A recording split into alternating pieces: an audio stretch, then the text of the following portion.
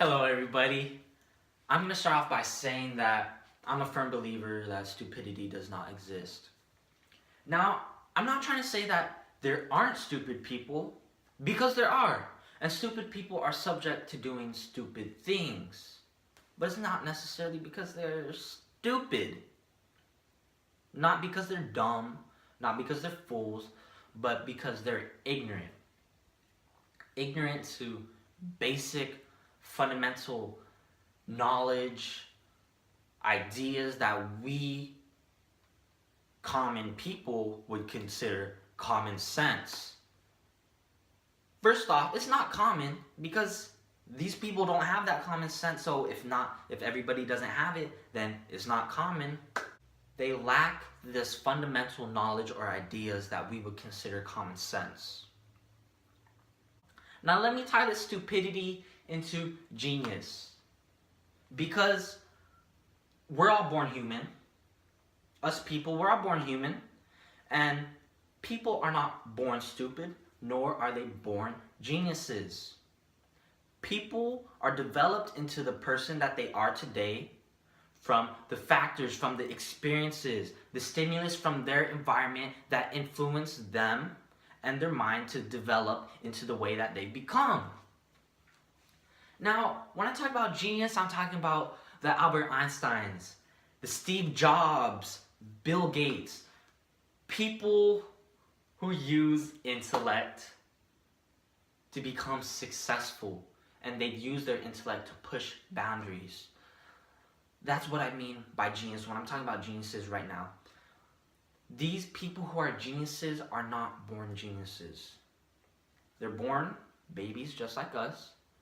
And the factors that influence them and their development as people, they've maybe gotten lucky.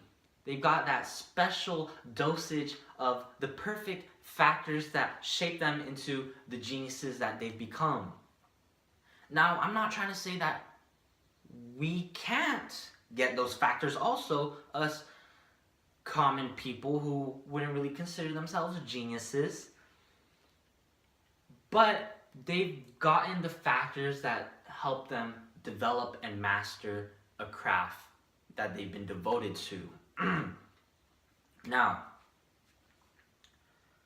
I'm going to talk about another genius. I'm going to talk about Kobe Bryant. For those of you who are familiar with the basketball player Kobe Bryant, he is a master at his craft, which is basketball.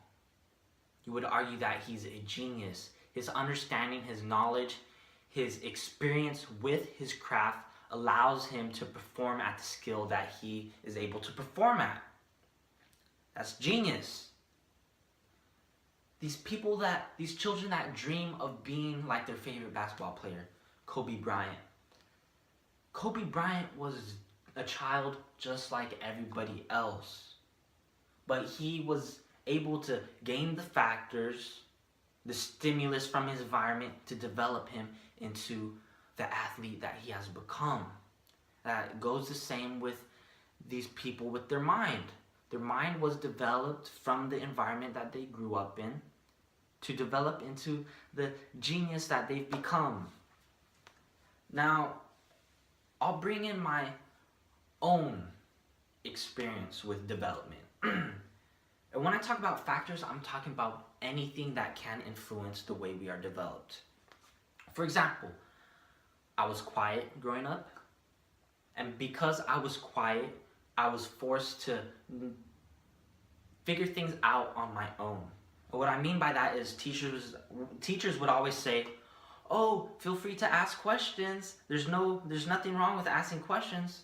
Me, first off, I'm quiet. I think that comes from the way my parents raised me. They didn't raise me to be quiet, they raised me to be respectful.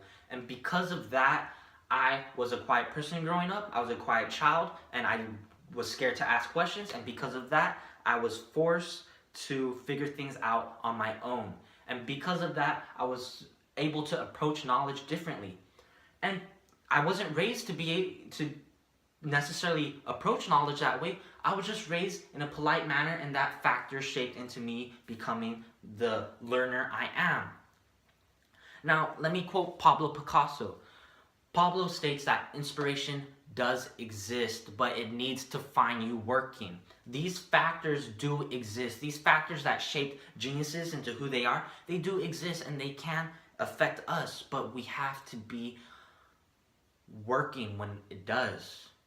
We have to be able to apply these experiences, this knowledge, these ideas, these inspirations for us to be able to apply it to our own lives. Thank you very much, TED Talks. Thank you.